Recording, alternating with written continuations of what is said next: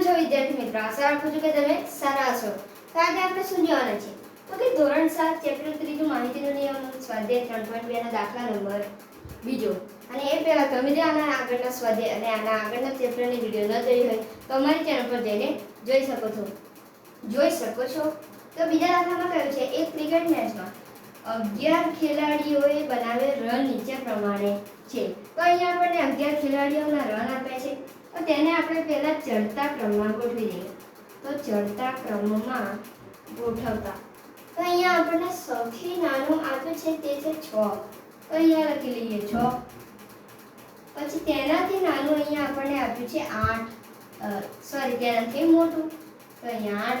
તેનાથી મોટું છે 10. તો અહીંયા લખીએ 10. પછી 10 થી મોટું છે 15, પરંતુ 15 બે વાર છે. અહીંયા 15 ત્રણ વાર છે. તો અહીંયા 3 વાર લખી લઈએ 15 અને 15. તો હવે અહીંયા 15 થી મોટા જે છે તે અહીંયા આપણને દેખાશે. અહીંયા આપણને 10 એક વાર નથી આપ્યા, અહીંયા 10 આપે છે બે વાર. આઈએ બીજી વાર 10 તો બીજી વાર. પછી 15 ત્રણ વાર, 1 2 અને 3 વાર. તો 15 ને 15 પછીની જે મોટી સંખ્યા છે તે આપણને અહીંયા દેખાય છે 50. તો લખી લઈએ 50. અને 50 પછીની જે મોટી સંખ્યા છે તે અહીંયા આપણને દેખાય છે 80. તો લખી લઈએ 80. 80 પછી મોટી સંખ્યા છે અહીંયા 100. તો લખી લઈએ 100. અને 100 પછી મોટી સંખ્યા છે 120. તો લખી લઈએ 120. હવે અહીંયા કહે છે સરાસરી, બહુલક અને મધ્યસ્થ શોધવાના છે. તો પહેલા આપણે સરાસરી શોધીએ. તો તેનું સૂત્ર હતું કુલ રનનો સરવાળો છેદમાં કુલ ખેલાડી. તો આ બધા જે રનનો સરવાળો થાય છે આ બધાનો તે થાય છે. પહેલા આપણે આ લખી લઈએ 6 + 8 + 10 + 10 + 15 + 15 +50 +80 +100 અને +120. અને એના છેદમાં અહીંયા કુલ ખેલાડીઓ.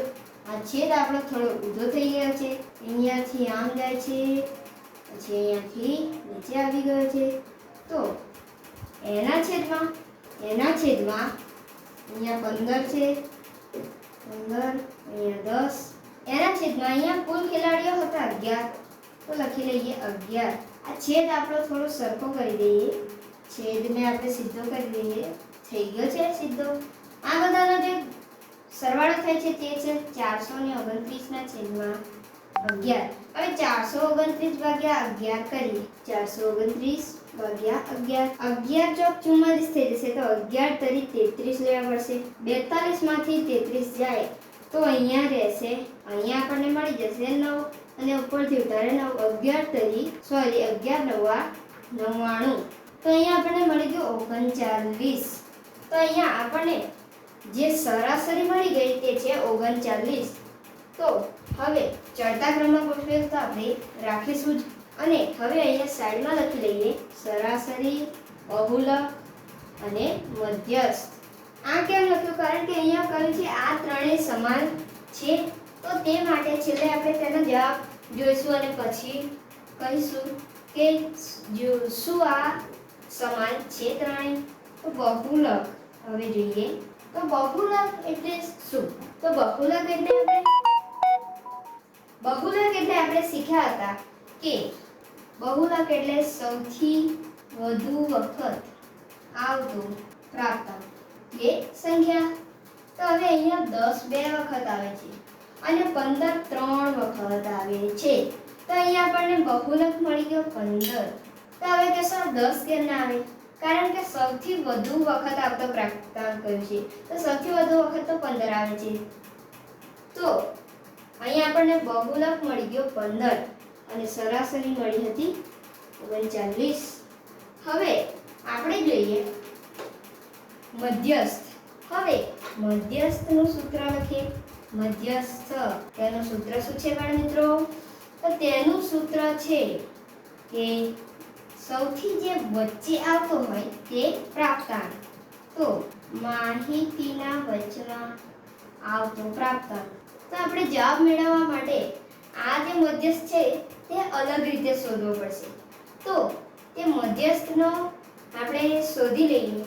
તો અહીંયાથી 1 2 3 4 5 6 સંખ્યા લઈએ. 6 સંખ્યા અને અહીંયાથી 1 2 3 4 5 અને 6 સંખ્યા લઈએ. અહીંયા આપણને કુલ 11 સંખ્યા આપી છે. 1 2 3 4 5 6 7 8 9 10 ને 11. તો 11 + 1 કરી દેવાનું. 11 + 1 અને એના છેદમાં અહીંયા 11 + 1 અને એના છેદમાં 2. તો હવે 2 કેમ? કારણ કે અહીંયા આપણે આ 2 શોધ્યા છે, હજી ત્રીજું શોધવાનું બાકી છે, તે માટે. તો 11 + 1 થશે 12 અને એના છેદમાં 2. હવે 12 ના કઈક ભાગ પડે છે. 6 × 2 = 12. તો અહીંયા આપણને મધ્યસ્થ મળી ગયો 6. તો પહેલા આપણે મધ્યસ્થ શોધતા હતા. એક સંખ્યા અહીંથી ગઈ, બીજી અહીંથી ગઈ, ત્રીજી અહીંથી ગઈ, ચોથી અહીંથી ગઈ, એક અહીંથી ગઈ, તો એક અહીંયાથી ગઈ, એક અહીંયાથી ગઈ, એક અહીંયાથી ગઈ, એક અહીંયાથી ગઈ, ને એક અહીંયાથી ગઈ, અહીંથી ગઈ ને અહીંથી. અને આ વચ્ચે જે મળ્યો તે આપણો થઈ ગયો બહુલક. પરંતુ તેવી રીતે આ દાખલામાં શોધવાનું નહોતું. તો અહીંયા આપણે જોઈ શકીએ છીએ ત્રણેય સમાન નથી. તો આપણે લખી શકીએ કે ના, આ ત્રણેય સમાન. તો અહીંયા આપણો દાખલા નંબર બીજો પૂરો થાય છે. મળીએ છીએ આગળના વિડીયોમાં.